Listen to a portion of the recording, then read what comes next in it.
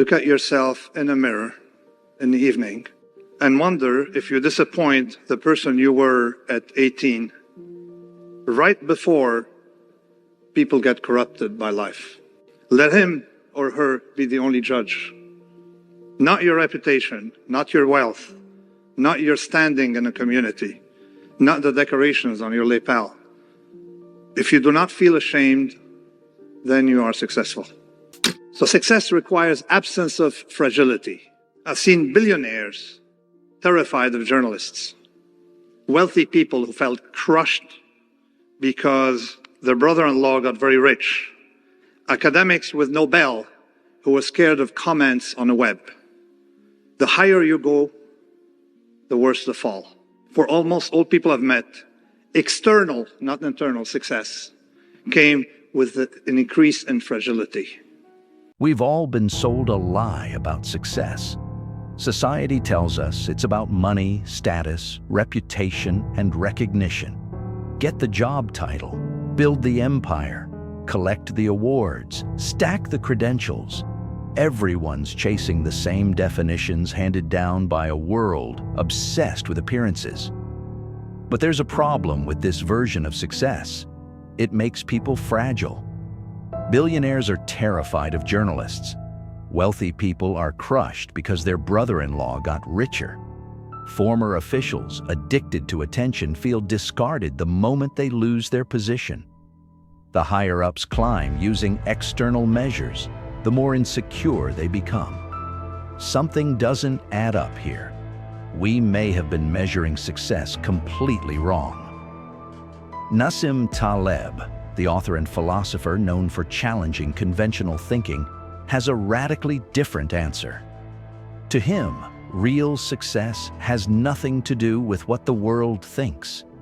It's about facing yourself in the mirror and answering to the person you were before life corrupted you. Let's hear what he has to say. Don't forget to like, subscribe, and enable notifications for more in-depth content. Thanks for joining us again. Enjoy the rest of the video. Success. Look at yourself in a mirror in the evening and wonder if you disappoint the person you were at 18, right before people get corrupted by life. Let him or her be the only judge. Not your reputation, not your wealth, not your standing in a community, not the decorations on your lapel. If you do not feel ashamed, then you are successful. All other definitions of success are modern constructions, fragile modern constructions. The ancient Greeks' definition of success was to have had a heroic death.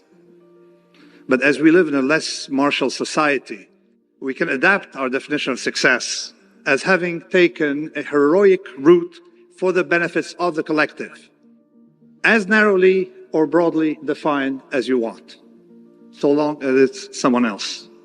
For example, secret societies have the rule of uomo d'onore. You're as good as what you do to other members. So virtue is inseparable from courage.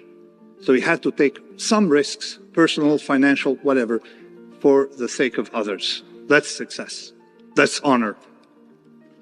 It can be helping the local municipality, for example. I'm giving a hint here. Or the more micro, the less abstract, the better. So success requires absence of fragility. I've seen billionaires terrified of journalists, wealthy people who felt crushed because their brother-in-law got very rich, academics with Nobel who were scared of comments on the web. The higher you go, the worse the fall. For almost all people I've met, external, not internal success came with an increase in fragility and a heightened state of insecurity. The worst are those former something types with 4-page CV who, after leaving office and addicted to the attention of servile bureaucrats, find themselves discarded. It's as if you went home one evening to discover that someone suddenly emptied your house of all its furniture. Self-respect, on the other hand, is robust. That's the approach of the Stoic school. So, I've seen robust people in my village, Amyun, who were proud of being, local citizens, liked by the community.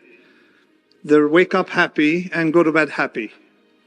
Or Russian mathematicians who, during the difficult post-Soviet period, were proud of making $200 a month and did work that was appreciated by 20 people and considered that showing one's decorations or accepting awards, that was a sign of weakness and a lack of confidence in one's own contribution.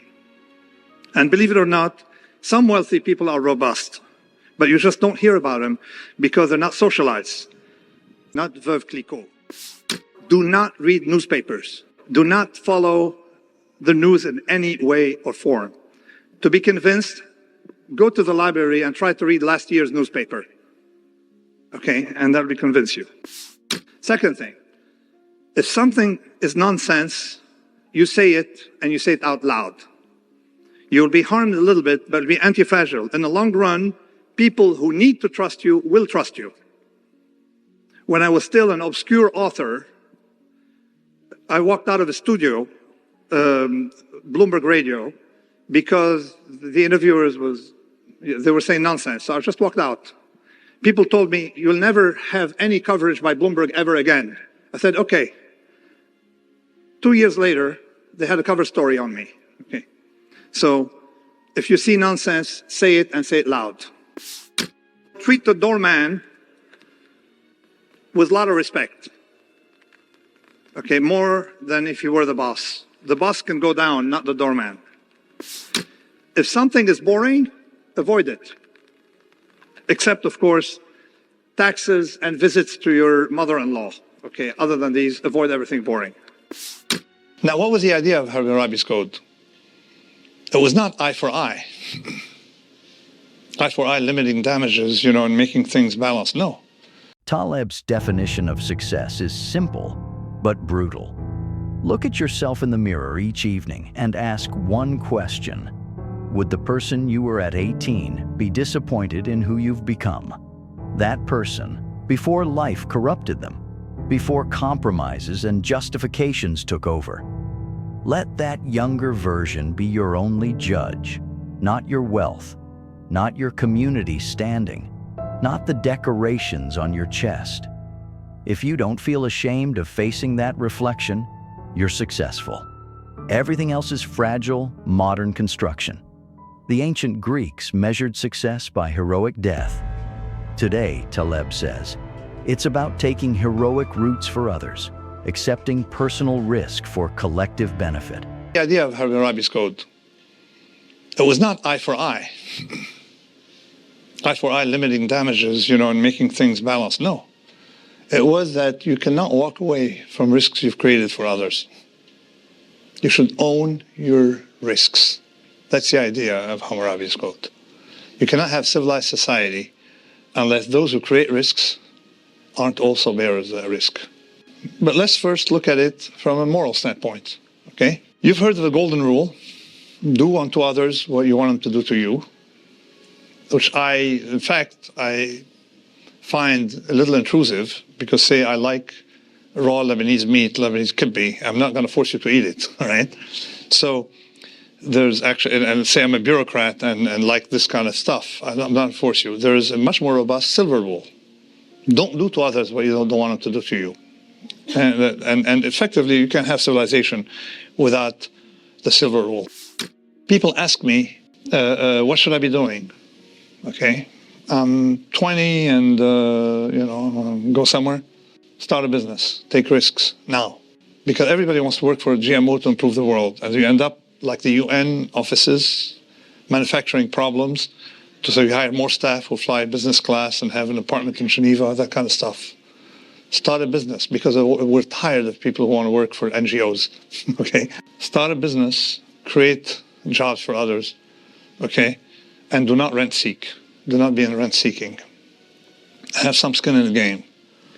Your grandparents, probably one of your grandfathers was at age 18 disembarking in Normandy. They took a lot of risks, these kids, 18-year-old. Okay, take some risk starting business. Thanks, because of you, I started doing deadlifting. Okay, yes. That has been right. great. The skin in the game, yeah. So skin in the game, let me tell you something about deadlifting. I have this motto, skin in the game, that you should never tell people what they should be doing. You should tell them what you're doing, okay? And I had a back injury when I was riding Anti-Fragile about 7 years ago. And I cured it by deadlifting.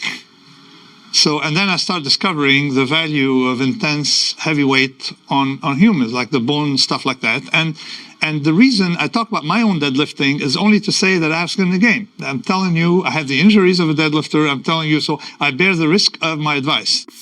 There are a lot of rules in my book, so I'm going to end up with no-nos, the things to avoid completely. Muscles without strength, friendship without trust, opinion without risk, change without aesthetics, age without values, food without nourishment, power without fairness, facts without rigor, degrees without erudition, militarism without fortitude, progress without civilization, complication without depth, fluency without content, and most of all, religion without tolerance. Thank you. Taleb's approach to living a resilient life connects directly to an ancient principle: skin in the game. Real success requires courage, and courage means risking something for others. It could be financial, personal, reputational, whatever matters. The key is that you bear the consequences of your actions. You can't walk away from risks you create for others. That was the real meaning behind Hammurabi's code. Not eye for an eye as punishment, but accountability. You own your risks. Without that, civilization crumbles. He goes further with what he calls the Silver Rule, a more robust version of the Golden Rule. Don't do to others what you don't want done to you. It's less intrusive than imposing your preferences on others. Taleb says he likes raw Lebanese meat, but he's not going to make you eat it. The Silver Rule creates boundaries without imposing values. It's the foundation of actual civilized behavior. When it comes to career advice, Taleb is direct. Stop trying to work for NGOs and international organizations that manufacture problems to justify hiring more staff who fly business class and live in Geneva apartments. Start a business instead. Take real risks. Create jobs for others. Your grandparents took massive risks at 18, some landing in Normandy with everything on the line. You can handle starting a business. Do something where you bear the consequences of failure and reap the rewards of success. He also warns against rent-seeking, extracting value without creating it. That's the opposite of skin in the game. Real contribution means building something, helping your local community, and doing work that benefits others in concrete ways. The more micro and less abstract, the better. Taleb says he's seen Russian mathematicians during the difficult post-Soviet period making $200 a month. Proud of their work, appreciated by 20 people, considering awards a sign of weakness. He's seen robust people in his village happy simply being respected local citizens. They wake up content and go to bed the same way. Self-respect is robust. External success is fragile. Taleb says he has watched it destroy people. Academics are scared of internet comments. Billionaires are crushed by what strangers think. Former officials with 4-page resumes were suddenly discarded like furniture removed from a house overnight. The fall gets worse the higher you climb using the wrong measures. His final list of things to avoid says it all. muscles without strength, friendship without trust, opinion without risk, power without fairness, degrees without erudition, religion without tolerance. These are all hollow versions of what should have substance. Success built on anything hollow collapses eventually. But success built on courage, on taking risks for others, on maintaining self-respect regardless of external opinion, that's anti-fragile. It gets stronger under pressure. It lasts. Thanks for watching. Please don't forget to like and subscribe.